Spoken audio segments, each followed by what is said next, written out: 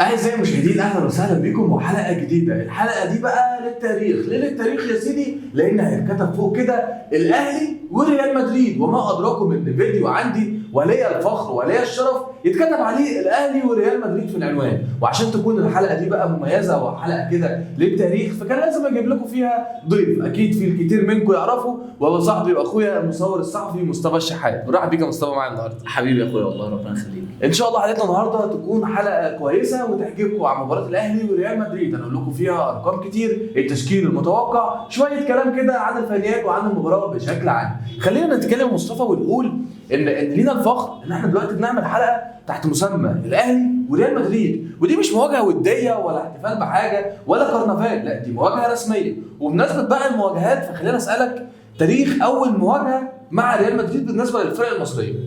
يعني هنقول اول مواجهه كانت 1961، كانت قدام نادي الزمالك طبعا. خسرت بنتيجه 4-1، يعني فرق 3. في مفارقه كده في رقم 3 الفتره الاخيره، الاهلي بيكسب الزمالك 3، بعدين الاهلي بيفوز على اوكلاند 3، بعدين الزمالك بيخسر مفارقه 3. ايه حكايه رقم 3؟ هو تقريبا حكايه رقم 3 ده ان احنا اللي بنروح نحضر الماتشات لما احنا بنحضر الماتشات. تمام اوكي. خلينا بقى نتكلم مصطفى عن المواجهه الثانيه بالنسبه للفرق المصريه مع ريال مدريد. طبعا للاسف يعني المواجهه الثانيه دي كانت رقم كبير كده. ريال مدريد كسب منتخب الاهلي والزمالك 7-1، وطبعا ما كانتش 6 يعني. بالنسبه بقى للمواجهه الثالثه، فدي كانت بنحتفل بيها بالمئويه وبنادي القرن قدام ريال مدريد، اللي فزنا فيها على ريال مدريد بهدف صندي، بهدف مقابل لا شيء. ودول كانوا 3 مباريات وديه، والاول مره بنتقابل بقى في مباراه رسميه. احساسك ايه؟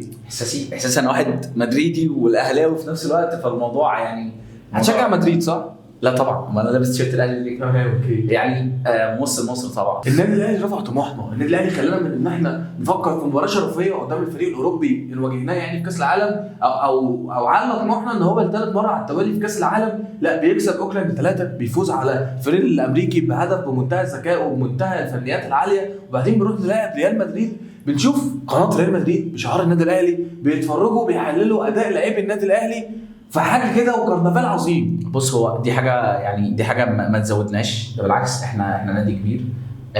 احنا النادي الاكبر في افريقيا زي ما هم النادي الاكبر في اوروبا. احنا وصيف العالم بمعنى صح يعني. الزمالك يسعد، ما تقولش وصيف. لا احنا وصيف عالميه. تمام احنا وصيف عالميه. اوكي تمام ماشي. يعني ده كرنفال حقيقي هيبقى عالمي جدا. احنا لو كسبنا هيبقى يعني احنا ممكن ما نكونش حاطين تارجت ان احنا كنا نكسب البايرن ميونخ، لكن ماتش ريال مدريد ده ماتش مصيري، زي ماتش تاريخي كده احنا مستنيينه بفارغ الصبر.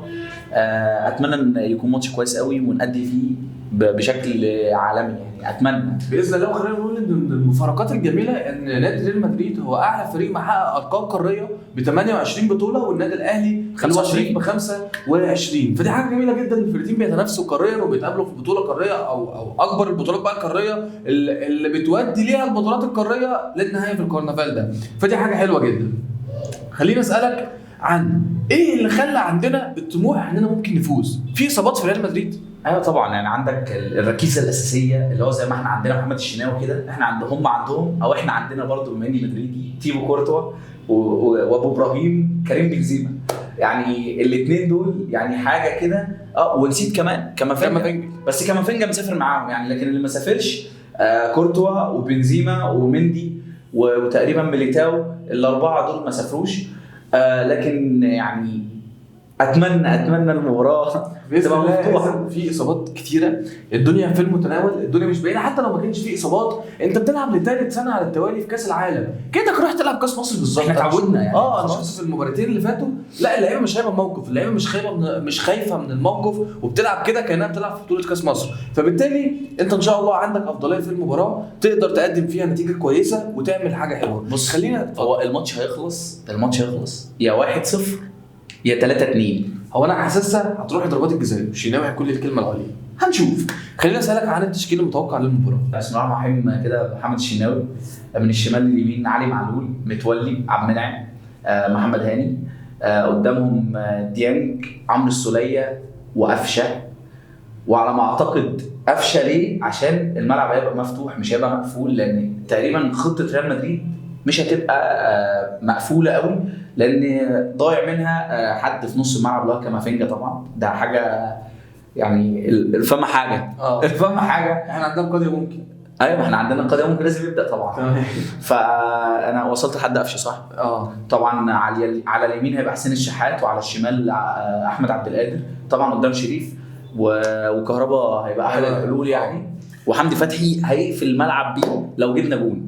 خليني اقول لك ان انا معاك جدا في التشكيل اللي انت قلته، ولكن قفشه لا مش هيبدا بقفشه. انا بشوف ان قفشه لما يكون اصلا في ارض الملعب بحس ان في مشاكل اصلا، بعيدا بقى عن ان هو بقى جاب هدف المباراه اللي فاتت. لا مش عارف ايه. لا بحس ان حمدي فتحي اما اداله الدور الهجومي حسيت ان حمدي فتحي احسن، وحمدي فتحي افضل وبيأدي رقم 10 احسن من قفشه نفسه. انا حسيت دي. هو الفكره ان هو مش هيلعب بحمدي رقم 10 لو نزل، هو لو نزل بأليو ديانج وحمدي فتحي يبقى بيقفل الملعب وش. بس اللي بنتكلم نسيب الناس دلوقتي عشان الاذان ونرجع لهم بعد الاذان. نرجع لكم تاني بعد الاذان، وكنا بنتكلم عن التشكيل. وانا بشوف ان حمدي فتحي اما بيديله الادوار الهجوميه والزياده الهجوميه بتكون حاجه غير متوقعه. فانا اعتقد ان هو يبدا بحمدي فتحي في خط الوسط. اولا هيعمل تامين دفاعي او ادوار دفاعيه، ثانيا حمدي فتحي برضه بقى بيقوم بالادوار الهجوميه في الفتره الاخيره بشكل كويس. المهم ان في ورقتين يا مصطفى انا مش لازم يطلعوا من ارض الملعب، الا وهو ديانج القلب النابض للفريق، وحسين الشحات بقى اللي متعود على اجواء المونديال بشكل عام وريال مدريد بشكل اخص. ايوه طبعا كان هيسجل هدف تاريخي، هدف عالمي، بس للاسف ما حالفوش الحظ لما كان بيلعب في العين. راموس تقريبا طلعها، هو للاسف طلع من خط جول. راموس اللي كان طلعها. فان شاء الله حسين الشحات يكون معاه الحظ بكره، ديانج يكمل على نفس الاداء. فاذا خلينا نقول ان التشكيل الاقرب هيكون محمد الشناوي في حراسه المرمى من الشمال لليمين، علي معلول، محمد عبد المنعم، محمود متولي، محمد هاني. خط الوسط هيكون عمرو السولية وديانج، وفي اختلاف على حمدي فتحي او قفشه. على الجناح اليمين هنشوف حسين الشحات، هنشوف احمد عبد القادر، هنشوف محمد شريف. خليني اقول لك ان هو ممكن يعمل مفاجاه ثانيه خالص يا مصطفى، ويلعب 4-4-2 ويكون بيرسي تاو في التشكيل كمهاجم تاني تحت محمد شريف، اللي بيرسي تاو ظهر الماتش اللي فات بيها بشكل كويس جدا، اما لعب كده بلا مركزيه تحت المهاجم عمل شغل حلو قوي. بس انا شايف فممكن يعمل دي. بس انا شايف ان بيرسي لما ما بيبداش بيبقى اكتر حيويه، وشايف ان ممكن اصلا يعمل حركه ثانيه خالص ويقعد عمرو السولية بره وينزل قفشه، يبقى هو الثالث المثلث ما بين أليو ديانج وحمدي فتحي. هنشوف. المهم ان شاء الله ربنا يوفقه في اختيار التشكيل الافضل بكره. احنا قريبين جدا من اننا نفوز، الفوز مش بعيد عننا، الدنيا مش صعبه، اصاباتهم كتير. وكنت بتتكلم ان الكوره في الاخر هي 11 لاعب في وش 11 لاعب بس. في دراسات بره وفي كلكعه كتير وحاجات كتير بره ولوغاريتمات كتير، بس في الاخر الكوره سهله. انا مش طالب من لعيبه الاهلي بكره غير انهم ينزلوا يستمتعوا ويمتعونا، يشرفوا نفسهم ويشرفونا، العالم كله بيتفرج عليهم. هو ماتش عموما يعني الماتش ده هيبقى مصيري بالنسبه لنا. احنا كان حلم حياتنا ان احنا نلاعب اللي احنا بننافسه على البطولات القاريه في العالم. يعني احنا وصيف عالمي بجد. يعني احنا يعني بس وصيف دي عشان في ناس ممكن تزعل. لا احنا بنتكلم دلوقتي كوره. احنا المركز الثاني عالميا، بنلاعب النادي صاحب 28 بطوله اللي هو الحمد لله اللي فخر اني بشجعه، وبرده احنا بنلاعب النادي صاحب الثاني صاحب المركز الثاني 25 بطوله اللي انا برده بشجعه. فمحفل عالمي وتاريخي. ان شاء الله نقدم مباراه قويه جدا. كولر ان شاء الله يبقى جدي اللي هيبقى السبب في ميداليه جديده ان شاء الله باذن الله. احنا خلينا نقول اننا بفوزنا على الفريق الامريكي في المباراه اللي فاتت ضمننا اننا هنلعب خلاص مباراتين كمان. مباراه بكره خسرنا فيها لا قدر الله، فهنلعب على الثالث والرابع، وهنا احنا باذن الله مش هنفوت في الثالث ما خدناش ما عملناش انجاز جديد، فما نفرطش في الانجاز القديم وناخد برونزيه بقى كمان مفيش مشكله. المهم ان بكره ايا كانت النتيجه احنا هنكون فخورين بالنادي الاهلي كعادتنا دايما، فخورين باللعيبه كعادتنا دايما. كل التوفيق لكولر ان هو يختار تشكيل مثالي، كل التوفيق لكل اللعيبه بكره. حلقتنا كان فيها شويه تفاصيل صغيره، اتكلمنا عن ارقام مهمه ومواجهات ريال مدريد مع الفرق المصريه، اتكلمنا عن التشكيل المتوقع، اصابات ريال مدريد، وان احنا ان شاء الله قدها. حلقتنا مصطفى كده خلصت تقريبا. لو انت حابب تقول حاجه زياده فالمايك معاك. انا مش حابب اقول حاجه غير ان انا مبسوط، وبجد فرقتين اللي انا بشجعهم انا بجد حاسس بفخر جامد. بس طبعا الولاء الاول والاخير للاهلي طبعا.